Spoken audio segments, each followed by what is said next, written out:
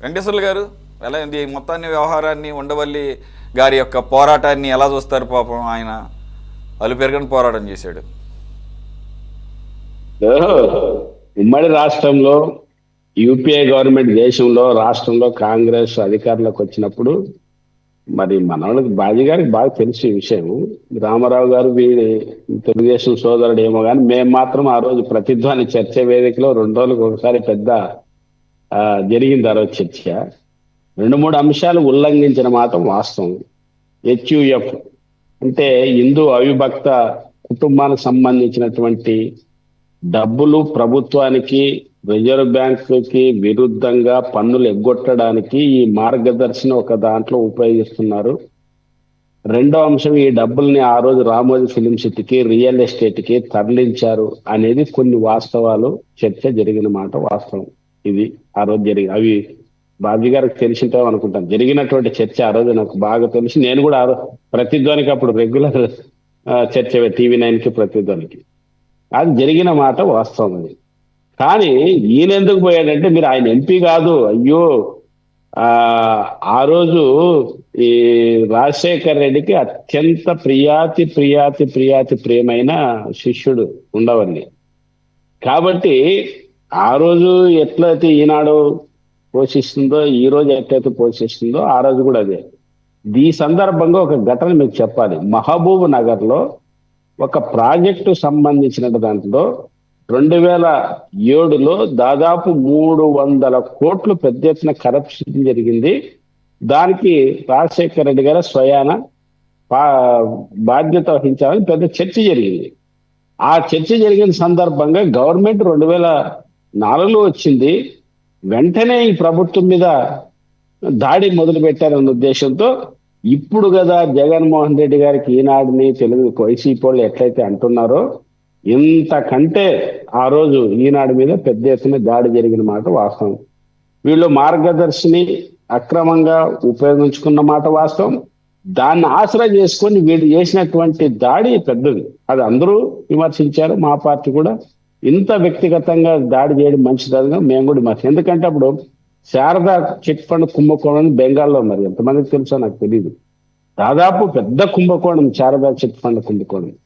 ఆ రోజు మా పార్టీ దేశవ్యాప్తంగా పోరాడింది. మమతా బెనర్జీ నాయకత్వంలో.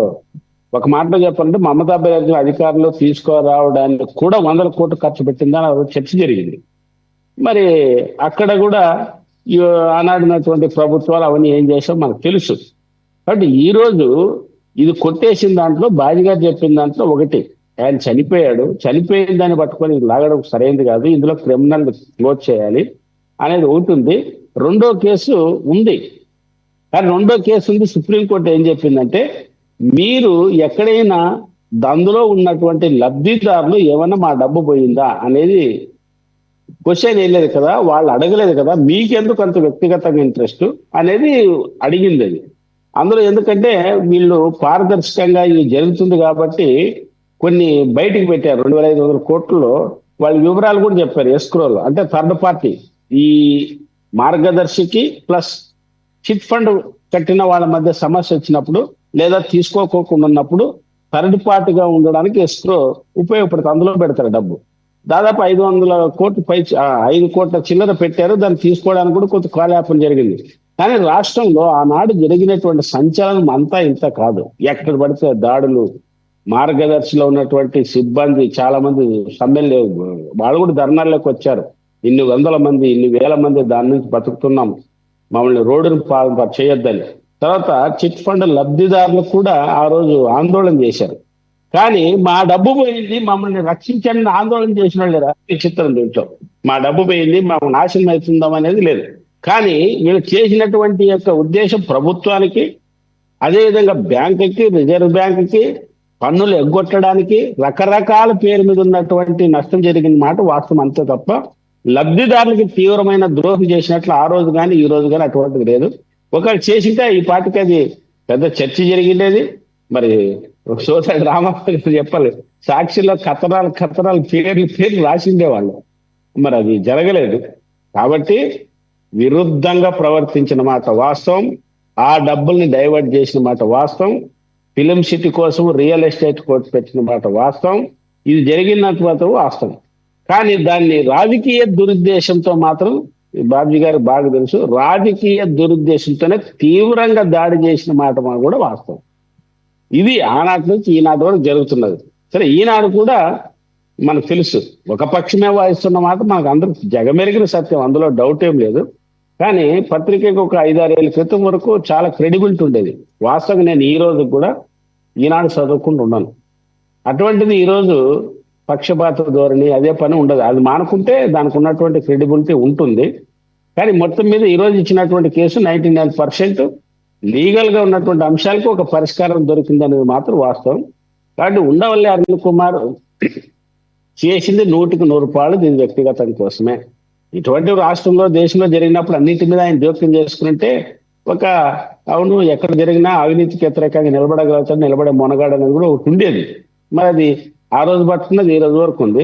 ఆయన వ్యక్తిగతంగా అంటే రాజకీయ మేధావి, ఆయన కూడా తక్కువ మనోడు తెలుగుదేశం సోదరుడు, మరి అంత వ్యక్తిగతంగా దాడి అవసరం లేదు.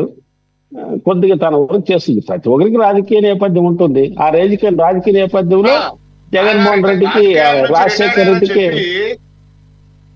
ఆయన రాజకీయాల నుంచి రిటైర్డ్ అయ్యానని చెప్పి ఆయన పనికి మాలిన ప్రెస్ మీట్లు పెట్టి ఆయన అంతకంటే దారుణంగా వ్యక్తిగత రిటైర్డ్ అయినంత సోదరా, రిటైర్డ్ అయినంత మాత్రాన ఉండవల్లి అరుణ్ కుమార్ గారు రాష్ట్రం మీద రిటైర్మెంట్ అయినంత విషయం చిమ్మాడు.